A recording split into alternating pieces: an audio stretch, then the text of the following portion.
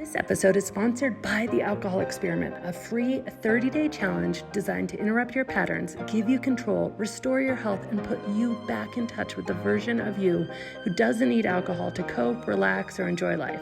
More than 220,000 people have already tried The Alcohol Experiment for themselves and have seen improved sleep, increased happiness, reduced anxiety, and so much more. Join thousands in this inspiring, hopeful, and exciting program where you examine your beliefs and reconnect with the best version of you without ever feeling like you're missing out. Start today for free at alcoholexperiment.com. Hi, this is Annie Grace, and welcome to this Naked Mind podcast. And I am excited to have my first Annie as a guest. Welcome, Annie. Hello, I'm so excited to be here. Thanks for being here. So why don't you take us back sort of to the beginning for you, like where it all started in your journey with alcohol?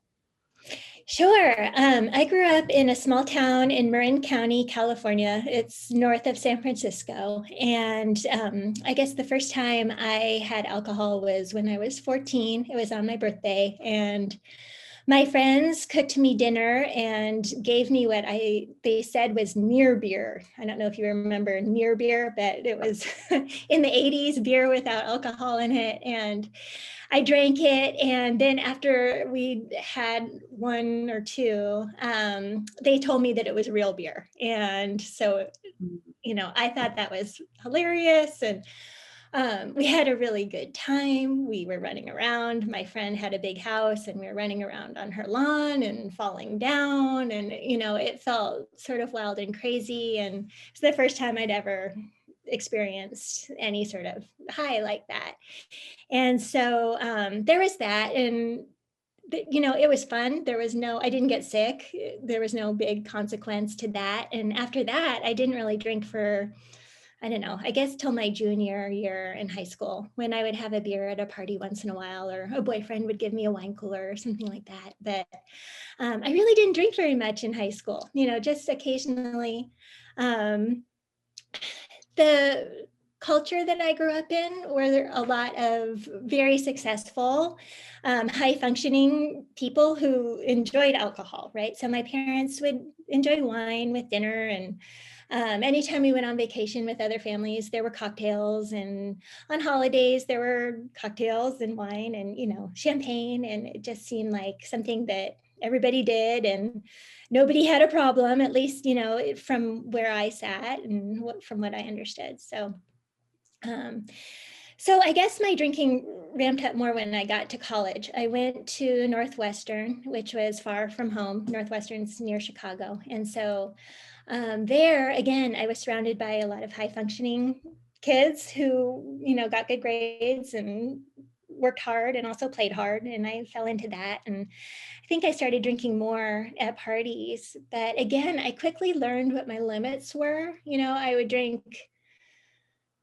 I drank a couple times to the point where I got sick enough to throw up, or I had a bad hangover the next day. But that was so uncomfortable for me that I really learned what my limit was so I could avoid that. So drinking and social thing. Again, we used it to have fun. It was fun at that point. After college, I moved back to California. I started working. I went to grad school. I was busy with my career, and drinking was not a big thing. I would do it once in a while with friends. Oh, can you hear me still? Yep, I can hear you. Okay. I just got a note. Yeah, I would go out once in a while and have a glass of wine or a beer, but, oh, is it there? Yeah, I can hear you. Can you still hear me? Yeah. Okay. Yeah, we'd go out once in a while, but with work, I was so busy, after work, I would come home and I would go to a yoga class, or I go on a run or something like that, and then drinking was just for weekends or a party or that kind of thing. So around 30, I had my first baby. I got married to my college sweetheart. I got pregnant right away, and my husband's job transferred us to Detroit, Michigan. So around that time, I had just had a baby. when we got to Michigan, I was pretty isolated. I didn't have any friends. I didn't have any family. I left my job to stay at home with my baby. And that's, I think, probably when I started drinking more regularly. I would have a glass of wine when I made dinner. Again, it wasn't very much more than a glass, and often it wasn't every day. It was, once in a while. As we started to make friends, we would go to parties and barbecues, and there would be drinking there. But again, like, my limit has always been around 2 or 3 at the most. And so life went on. I went back to work. I think when I hit 40 was when it all finally started to catch up with me. And I just started to, I think, emotionally depend on it more. I started having a glass of wine every day at the end of the day. I don't really like to cook, but I've fallen into the role, in our family, as being the one who prepares all the meals. And so dinner would roll around and I'd be tired. And the only thing that could get me to have the energy to make everybody dinner was looking forward to opening a bottle of wine and having some wine while I cooked. And so I started that habit. And then I started working several evenings a night. And I thought, oh, okay, this is good because it's going to break that habit. I can't really drink wine and then go to work, right? I'm a therapist. And of course, I need to be sober for my sessions. And so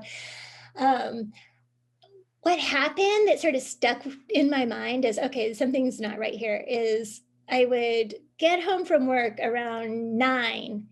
And instead of just getting ready for bed and watching TV, I would have a glass of wine then, after I got home from work. And I didn't even really want it. It just seemed like something I needed to do. So years went on. A few years ago, my husband's job transferred us again to Atlanta, Georgia. And so again, we moved. We ended up in a brand new place. We didn't have any friends or family here. I left my job that I liked in Michigan. So again, I was sort of on my own, and the kids adjusted really well, and we live in a beautiful house, and my husband was really happy with his job. But I was sort of left not really knowing what to do. I was finding that, I didn't know anybody. It was harder to make friends now that my kids were older. I wasn't working because I don't have a license to do therapy in Georgia. And I just felt sort of stuck. And so the one thing I was continuing with was my wine drinking in the evenings. And so I started to get really into it. I joined not 1, but 2 of those wine clubs where they would send you boxes of different wines. And then I branched out from wine to Prosecco, and I got really into sparkling stuff. And it just sort of became this focus for me. Like, I was really into it. And then sort of at the same time, I'm 47 now. So about 2 years ago, right around the time we moved here, I started realizing, like, I had no energy for anything. I wasn't sleeping well at night. I was sort of depressed. I just couldn't figure out where my energy went. I ate well, I exercised all the time. I just couldn't figure out what was wrong. So I was trying different diets. I went to an energy healer. I was trying all this stuff. And in the back of my mind, I was thinking, it could be the wine you're drinking every night. This could be, but I did not want to think about that at all. I still am in this friendship culture and family culture where we like to celebrate with drinks, and it's part of vacations and family gatherings. And I just didn't want to think about that. Right. So here I am. And then I started to realize things like, I can't drink wine after 8 o'clock or else I don't sleep at all, right? If I have any wine or anything to drink after 8, then my sleep is messed up for the rest of the night. Or I wake up and I'm really anxious and I can't get back to sleep. But I can't drink too early in the day either, because then I'm tired and I want to go to bed. So it turns out there was this one window of time where I could drink a glass of wine or two. And that was in between like 4:30 and 6. So that started to take control. I mean, this sounds so sad right now, but that started to be my focus. And if the kids had a game at night or a practice, I was trying to scramble to figure out how I wouldn't have to drive home so I could, have my glass of wine between 4:30 and 6, or I'd have my husband go watch the game. And all of a sudden this just started to sink in, like, what am I doing? What am I doing? I'm not really even enjoying this. I'm at home, like circumscribing my days around one or two glasses of wine. Something is not right here. So I started reading a lot of stuff. I go online and I would Google alcohol dependence. I didn't really feel like I was an alcoholic because I would never have more than a couple glasses of wine or Prosecco or whatever it was. And I would stop and give it up for periods of time, but I would always sort of slink back into the habit. And so I started reading books, and nobody's story really clicked with me. I mean, I loved the stories and I loved hearing how people gave up their habit and sort of got over it. But until I read your book, nothing really clicked. And then when I found The Naked Mind, oh my gosh, everything made so much sense. I read it all the way through, and then I read it again all the way through. And by the time I finished it the second time, I knew I was done. I loved all the science in it. And something in particular I really responded to was how you broke down, when you drink, you get that buzz for about 20 minutes, and then you have to either drink more to maintain it, or you crash. And that was exactly what was happening to me. And that's why I had this window of 4:30 to 6. I had to time it around bed. I couldn't really go out late at night like I used to with friends and drink all night long. I just couldn't do that anymore. It just completely explained to me what was happening. And I realized this is what it is. This is what's been affecting my energy. This is why I'm not sleeping. This is why I haven't really gotten my life together here in Georgia. I haven't been talking to people. All I've been thinking about is my cocktail hour, and that's just not me. I mean, that just didn't sit well with me at all. And so I finished your book. I had like a quarter bottle of Prosecco in the freezer because I liked it super cold. I poured that last glass. I drank it. I didn't even enjoy it. And I just knew I was done. And that was it. I was excited. I chose this date to try to come on the podcast because this week was a year ago when this all happened. Congratulations. It's so amazing. It's so amazing. And I can't even tell you how much better things have gotten. I feel like a new person. I feel like a kid again. I mean, my energy is back. I started working at this job that I love. I go to all my kids' practices and games. I'm so much more present as a mom. I mean, my hair is growing again. My skin looks better. And the crazy thing is, like I said, I wasn't even drinking that much, but just the amount I was drinking on a regular basis was really, really impacting my functioning, my brain functioning, everything. So, wow. I mean, I'm so happy that you wrote that book and it's been so useful to me. Oh, I'm so glad. That's great. So how has it been sort of socially? Have you run into any hiccups with other people or, judgments that? Well, honestly, I think the first couple months were hard. I wanted to talk about that because I was in this mindset. I knew that this was right for me. So there wasn't a lot of wavering. Like I wasn't going to go back and start, doing what I had been doing before. I know something fundamental had changed, but I was also thinking, I sort of had the mindset of why me? Why me? I'm surrounded by people in my family who are high functioning drinkers. My friends are high achieving, high functioning drinkers. How do they do it? Like, how do they manage to just have such a good time with alcohol? And I can't even handle a glass or two. And so I had that mindset, sort of a pity mindset. And uh, that sort of lingered for about a couple months. And I stopped drinking in October, and we did a friend's Thanksgiving in November, where we went to Savannah and visited some very, very close friends. And they're super supportive, and they knew I wasn't drinking, but everybody else was drinking. And so I had that sort of, especially the first day we got there and I was tired. We had driven. This is always a trigger for me. It's like a travel day with the kids. I want to get where I'm going and just have a glass of wine. So that was the first for me of not being able to do that. And that was hard. But after that, it wasn't so hard. You know, I found a drink I like to drink that's non-alcoholic. And so it's a Kavita. It's not kombucha, but it's a Kavita yeah. apple cider tonic. It's Yeah. sort of effervescence, what I like, and I'll have that. So I got a bunch of that. That's what I had with Thanksgiving.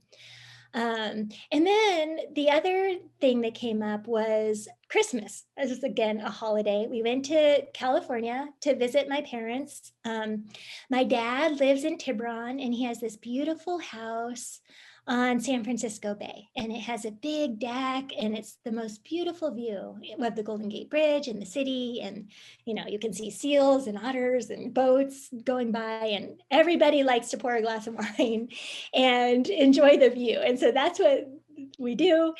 And I was sort of nervous about being there because that's such a happy place for me. And I thought, oh man. And I hadn't really told my family that I wasn't drinking. It's just, I wasn't really ready to talk about it. So we got there, and on Christmas, or no, not Christmas, on New Year's Day, or New Year's Eve, the last day of the year. So it was New Year's Eve.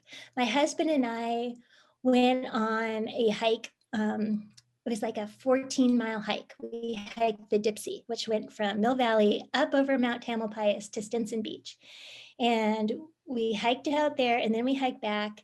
And then by the time we got back to my dad's, the sun was setting, and my dad had this really nice bottle of champagne. And he's like, well, champagne's your favorite. And he's like, just, do you want a glass? And I said, okay, I'll have a glass of champagne. So he poured me one, and it was really, really good. I had it on the couch. I looked at the view, and he said, do you want a little more? And he poured me half a glass. And I said, okay, that's it.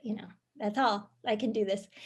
And it was fine. I mean, I enjoyed it in that moment. I went to bed, and oh my God, 3 a.m, I wake up and I have like that anxiety, and I can't get back to sleep. And I think, oh, what did I do? That was stupid. I did enjoy it in the moment, admittedly, but like that, it happened right away. It was like clockwork. I'd been sleeping really, really well, but that night I woke up.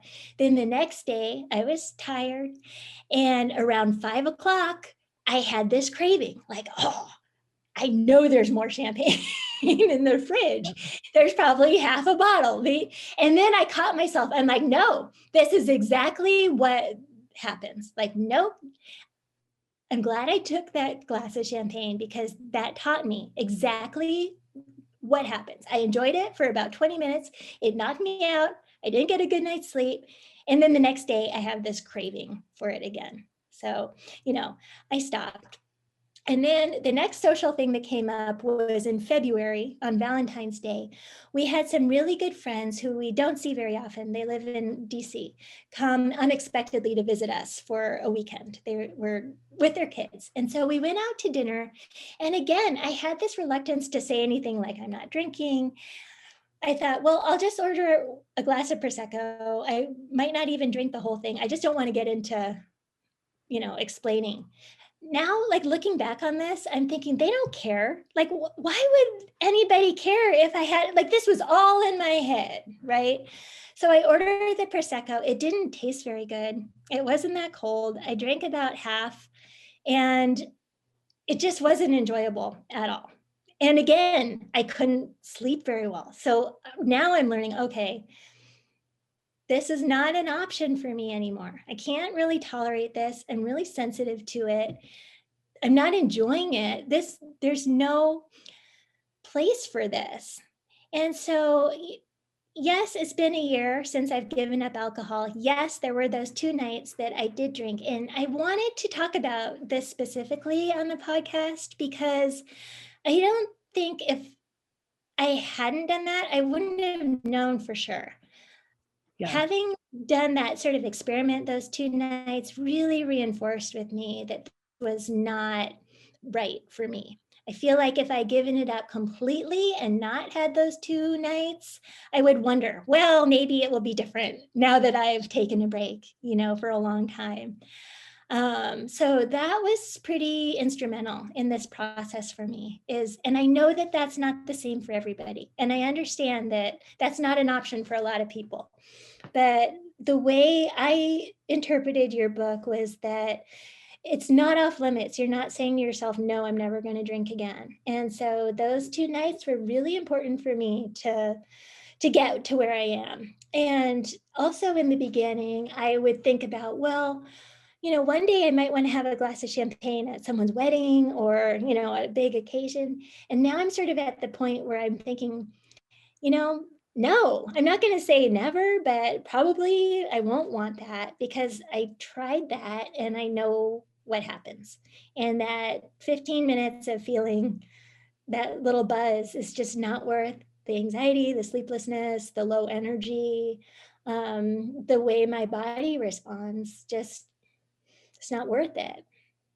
Yeah, absolutely. I mean, I don't know, you probably read This Naked Mind, but actually I talk about it in both, but I did a very similar thing, just like very pragmatically. And it was such a freeing experience for me. And I agree with you, like not everybody wants that path. Not everybody should think about that. Like it's not for everybody, but for me, oh my gosh, it was so freeing to consciously drink without the physical craving. So it was enough time that had passed where I was really out of that physical craving. So it wasn't scratching an itch because there was no itch to scratch. Because for me, I think it was like 45 days or I don't remember the exact days, but it was a while after I had kind of stopped. Might have been a few months even. And so there was no physical itch to scratch, but I just really wanted to like experience it because I think something happened to me at least where I was in this point of view that did I make it all up? Like, was it really that big of a deal? Like everybody else seems to just carry on and was it all in my head?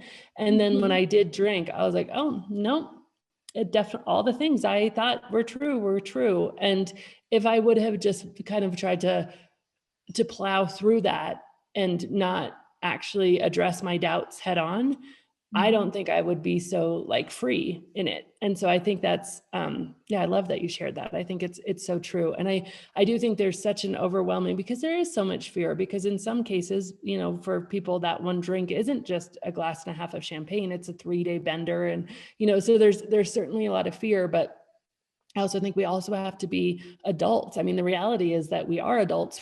We're going to drink, no matter if somebody puts arbitrary rules on us or not, or we're not going to drink. And so really going to finding true peace for us and true freedom, like, even if that takes experimentation, like that should be the goal. And I am always talking about that. I don't think that, if the goal is sobriety, how do we know that we're sober and peaceful? How do we know that we're sober and truly free? How do we know that we're sober and, really whole in our heart about our behavior? Whereas if the goal is peace and freedom and wholeness and certainty, then whatever road that takes for you, whether it's sobriety or not sobriety, or, an occasional drink or none at all, I mean, I've had people do all sorts of things. Like I have a friend who, after a 2-year break, he now has whiskey on Christmas with his dad. And he has very firm guardrails around it, but he wants to experience that. Every time he does it, it reinforces for him why he doesn't do it.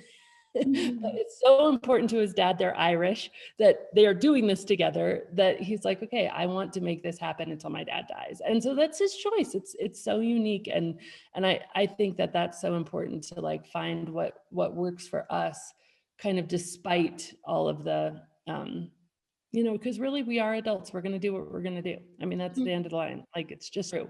Like, it doesn't matter if I give you a bunch of rules that are arbitrary or made up or based on my own experience, or somebody else has all their own opinions based on their own experience. Like, we're going to do what we're going to do. And so finding that freedom inside yourself, I think, is just so beautiful. I love that you shared that. Well, thanks. I mean, I feel like I've gotten to know myself a lot better too. And you're right, everybody is going to do what they're going to do. I think I was locked into a lot of habits of people pleasing and, just not wanting to make anyone else feel uncomfortable. Um, and I sort of had to get out of my head around that and really choose to do what's right for me. And realize that some of the stuff that I was doing, I didn't really enjoy. I was overriding it with that glass of wine or two. I've learned that I really don't like staying up late. I like to go to bed early and I like to wake up early. I don't like to really go out at night. I'm a day person. I like to do stuff during the day, and that's when I'm active. Not trying to force myself into these different scenarios and sort of numb the discomfort or just not wanting to be there, the boredom with alcohol. And so I think I've gotten more confidence too in that, and really figuring out like what works for me, what I want to do, as opposed to what, is somebody else's agenda. Yeah, so great. So great. Well, this has been amazing. Is there any other sort of aspects that you felt like were really relevant, or things that you found difficult at the beginning, that you wanted to talk through at all? Well, I wanted to mention my husband because he's been my partner in all of these social activities throughout our life. I met him in college, so we've been through it all together. And that was part of our routine, is like enjoying a glass of wine when he came home while I was cooking. And, it was going to be an adjustment when I stopped. So when I decided that I was done, I told him, look, I'm not going to drink anymore. I'm trying to stop. And so I'd appreciate it if for 1 week you just don't drink in front of me. If you don't open a bottle of wine. And then after I get over that first week hump, I'll probably be okay. And he said, that's fine. And I got through it. And even on day 3, I said, you know what, if you want to have some wine, have some. I'm fine. Like it's good. And so he started drinking, and I think he started drinking a little more because I wasn't sharing the bottle with him. And then after a couple months, he decided that he was going to stop too. He's sort of competitive with me in terms of healthiness. And so he's like, okay, you're not going to get this one up on me. I'm going to stop too. And I said, well, great, but do it for you. Don't do it for me. And so he stopped. And honestly, because of quarantine and COVID, it's been sort of an ease in for us socially, because we haven't been social at all because of all, the pandemic and quarantine. And so I feel like he really got solidified in his habit of not drinking, and so have I. And now if we were to go to a social event, when we do, it's not going to be as scary. I feel like I've just processed, like, okay, I know for sure I've been through this whole thing, and I know that, it's going to be easy to say no. And I think he feels the same way. And I just wanted to bring that up because it's nice to have your partner in on this with you. And something we talk about a lot, Drew and I, is that if he had kept drinking, what that would have been like. Mhm.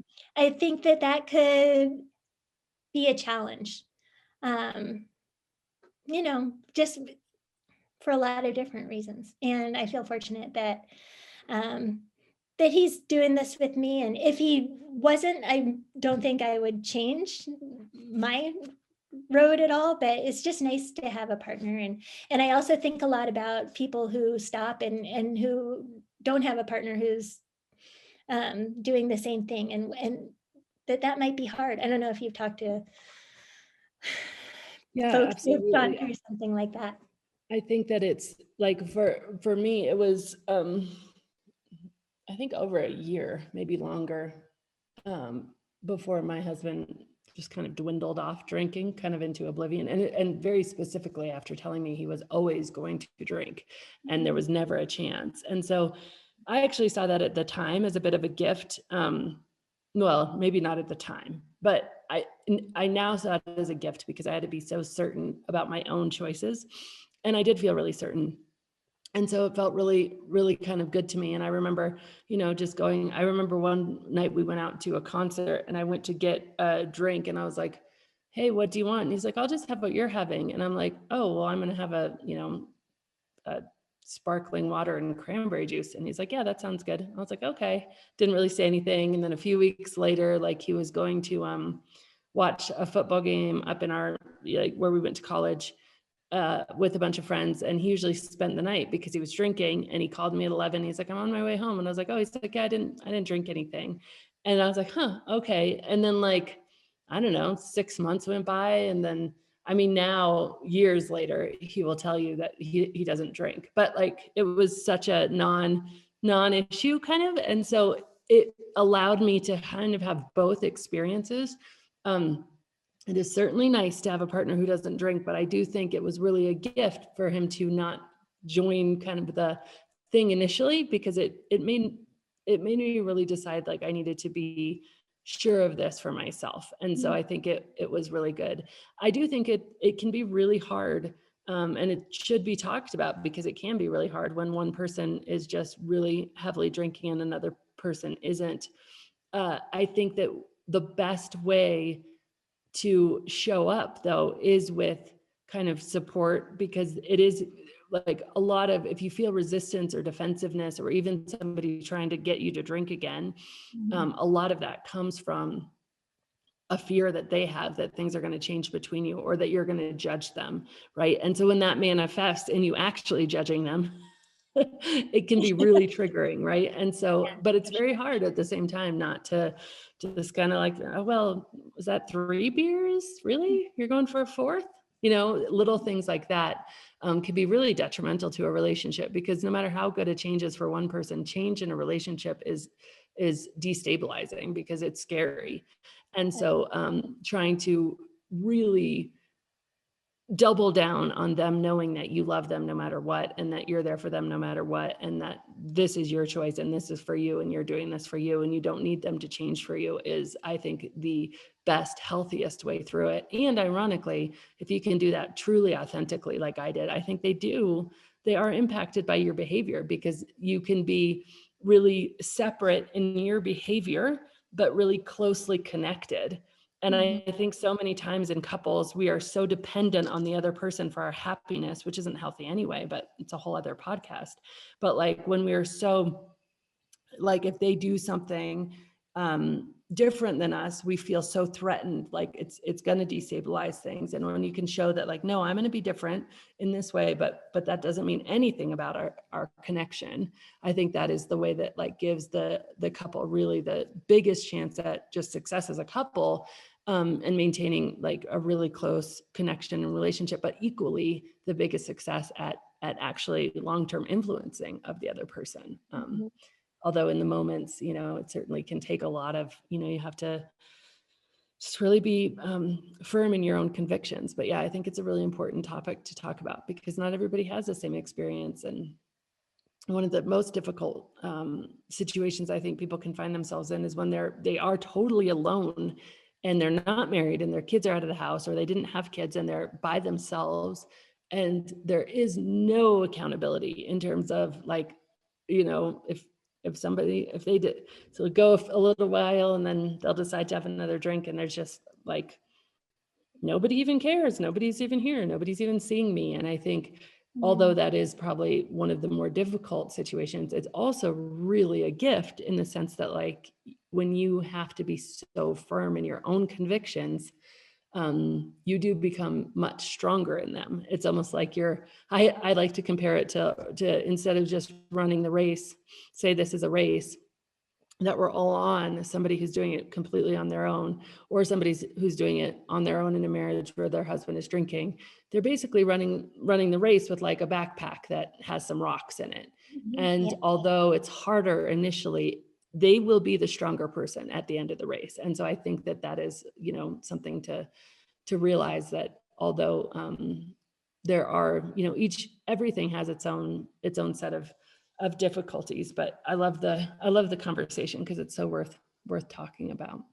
It is. And I think that this community has such value for those people who do feel alone on this journey. I mean, I think I felt very alone when I stopped because, like I said, I was surrounded by people who enjoyed drinking and weren't experiencing the same things I would. So I really came to rely on the podcast stories. I loved hearing other people's stories. I loved going online and reading the community page. And, it just helped. It's such a nice way to connect with other people who are doing the same thing. And so it's such a wonderful resource. Thank you so much. Oh, I'm so glad. I'm so glad. So let me ask you the question, Annie, that I always ask at the end, which is if you could go back in time and talk to Annie, who was just, squeezing her wine in during those few hours in between sports and kind of waking up in the middle of the night, what would you tell her about how things have turned out? Okay, so I would tell her, I would say, Annie, everything you think this wine is doing for you is actually doing the opposite. It is not giving you more energy. It is not relieving your anxiety. It is not helping you get to sleep any better. It's not helping you through your day. Everything that you are wanting to have happen is on the other side of this.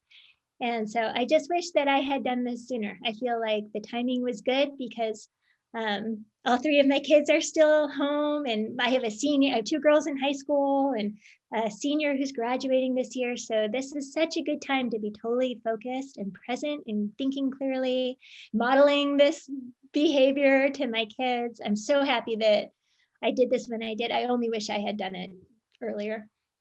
That's awesome. That's so cool. Well, thank you so much. I really enjoyed getting to know you and hearing your story. I was so excited to be here and to talk about this. I feel like I don't talk about it as much as I'd like to. So this is such a great opportunity for me to share my story. Thank you for inviting me to do so. Oh, thank you. No, it's awesome. So great.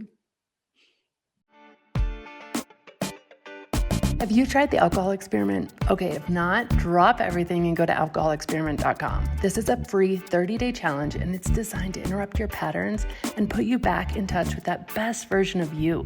You remember, it was that version of you that's living your most joyful life, that version that didn't need alcohol to relax or have a good time, the one that's able to have more fun than ever.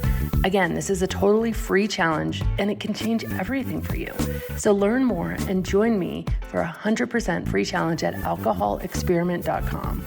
And as always, rate, review, and subscribe to this podcast, as it truly helps me reach somebody who might need to hear this message today.